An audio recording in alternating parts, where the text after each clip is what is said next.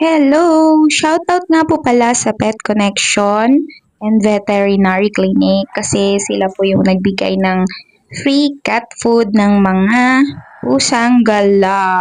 Ayan, nakikita nyo po yung kaliko. Hindi ko alam kung male or female kasi hindi pa siya makita.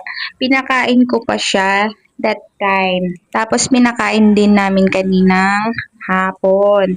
Ngayon, nakita na lang ni Lakay na sa gitna na siya ng kalsada, nasagasaan. Sobrang kawawa naman itong mga kittens na to. Kasi stray cat sila at hindi ko na sila kayang ampunin dahil marami ring umaasa sa akin, sa amin. Mahigit 10 na yung cats na nandito sa loob ng bahay. Dalawa yung nawala, hindi na bumalik. Nanligaw tapos naligaw, hindi na bumalik. Tapos dalawa din yung naipalit na stray cat.